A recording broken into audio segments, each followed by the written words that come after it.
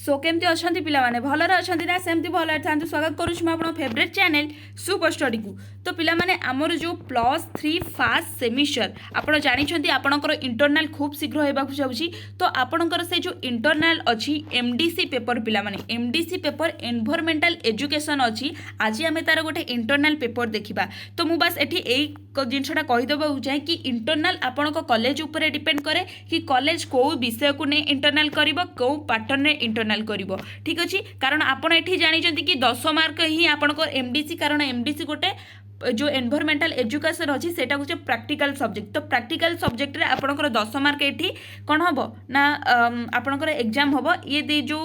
Pattern है 5 mark 1 mark या 5टा पड़ी एवं 2.5 मार्क 3टा पड़ी आपड़ से 2टा करेंगे। तो आंक पैटर्न यहीटा समय आपन को 1 घंटा मिल। तो आपन कॉलेज रे पचारि देबे कि आपन को पैटर्न कौन रहिबा आ कौ विषय रु आसीबो हैला। तो ये देखो कौन देला fast semester mid term examination 2025 semester +3 arts science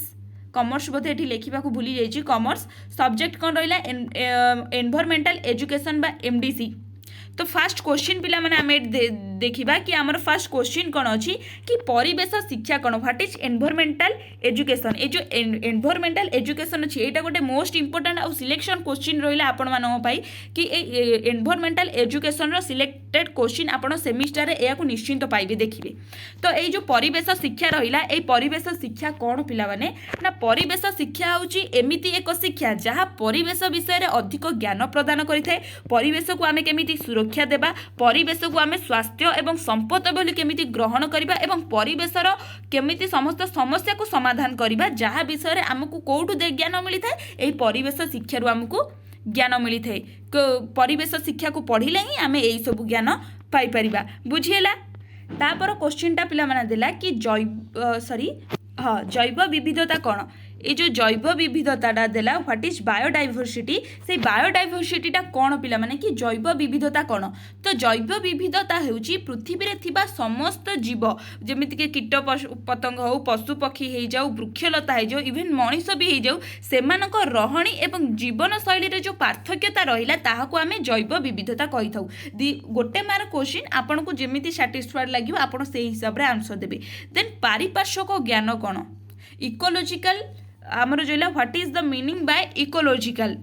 तो यार अर्थ पिला माने कौन कहले यार अर्थ होची ये जो परिवेश विज्ञान रहिला पारिपार्श्विक विज्ञान सेटा गोटे विज्ञान समयित शाखा अटे आमे ताकू गोटे साइंस वे रे धरिबा गोटे विज्ञान समयित शाखा जी कि कौन करे ना आमर जो जीव मानक रहिला सेमानकर जीवन शैली एवं परिवेश मध्य समस्त प्रकार ज्ञान को आमे पारिपार्श्विक ज्ञान बोली कहि थाउ। 1 मार्किया क्वेश्चन आपण एमथि। देन जैविक और अजैविक मध्य पार्थक्य लेख सिंपल जिनस गोटे छोट पिला भी कहिदेव कि जैविक और अजैविक माने जे जीवंत अच्छी आउ जे माने मृत्यु अच्छी ता भितर पार्थक्य कौन केईटा देछि write the difference between biotic and biotic and abiotic केते मार्क 1 मार्क आपण 1 मार्क गोटे लिखिदेवे। देन वायुमंडल रे उल्लेख कर पिला माने मोस्ट इंपोर्टेंट एटा आपण माने कोन एटा रहिला एनवायरमेंटल एजुकेशन एमडीसी रे पढ़िबे आको कोथरे पढ़िबे ना आपण जो कंपलसरी VSC अछि पिला माने वैल्यू एडेड कोर्स अछि जो वैल्यू एडेड कोर्स अछि ताथरे भी एई क्वेश्चन टाको पढ़िबे कि वायुमंडल कोन। तो पिला माने आपण जानछथि कि वायु गोटे मिश्रित पदार्थ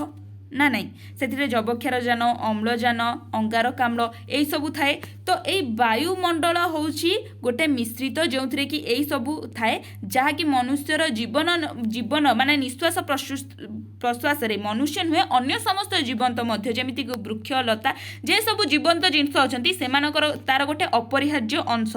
तो वायु आम पई कोन प्रश्वास द्वारा आमे ताकू ग्रहण करिथाउ निश्वास माध्यम त्याग करिथाउ आउ वायु द्वारा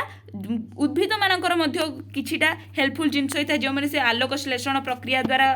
खाद्य प्रस्तुत करथांती वायु को से माने निश्वास द्वारा माने आमे जोटा कोन ग्रहण करिथाउ सेटा हेला आमर प्रश्वास जोटा कि गछ मानकर निश्वास आउ आमे जोटा छाड़ी थाउ सेटा हेला आम निश्वास आउ वृक्ष मानकर कोन प्रश्वास। तो आपण एते जिनस ना मोबाइल बुझेदेले आपण बोधे वायुमंडल होउची पृथ्वी को घेरी रही थाए आ वायु होउची गोटे सॉरी वायु पृथ्वी भितरे थाए वायु पृथ्वी भितरे थाए आउ ये समस्त जीव पाई एक अपरिहार्य अंश वायु गोटे मिश्रित पदार्थ जो थे कि अम्लजान अंगारकाम्ल देन आउ होइला अम्लजान अंगारक जबक्षारजान भी रही है एवं अन्यान्य जलीय बाष्प मध्य सेथिरे थाए आपणकर अम्लजान रहिबो आई थिंक अम्लजान हाँ अम्लजान रहिबो आपणकर 21% देन जबक्षारजान रहिबो आपणकर 78% आउ रहिबो आपणकर कोन कहले ना जो अंगारकाम्ल रहिबो 0.03% आउ बाकी जो रहिबो 0.01% आपणकर एटा रहिबो कोन कहले जो अन्यान्य जलीय बाष्प माने अन्यान्य गैस जोगुरा अछि से सब ए जिंस गुरा रहिबो देन एठी देला 2.5 मार्किया क्वेश्चन आपन को दीटा करिया पड़िबो तीनटा देन वंशगत गुणर विविधता विषय लेख एक्सप्लेन अबाउट जेनेटिक डाइवर्सिटी माने वंशगत कहले कोन हमर जो जीन जिंस कहितो जीन दोष कारण ये पतला अछि माने ता मामा पतला अछि माने से भी पतला रहबो तो सेटा कोन जीन दोष होइतै तो write about the values of biodiversity जैव विविधतार मूल्यबोध विषय उल्लेख कर then write the function of ecosystem बा परिसंस्थार कार्य कोन ताकू वर्णना कर तो आपण ए तीनटा भितर जोटा दीटा करेंगे आउ बाकी रहा ये एक मार्किया 5टा एटा 5टा देछि तो आपण 5टा को ही करबा को पड़िबो तो एमती किछि आसी आपण मानकर इंटरनल पेपर तो आशा करूछि वीडियोटी आपण पाई बहुत हेल्पफुल हेतबो जदि भी हेल्पफुल हेतबो लाइक कमेंट शेयर निश्चित कर देबे रहिली नमस्कार जय जगन्नाथ।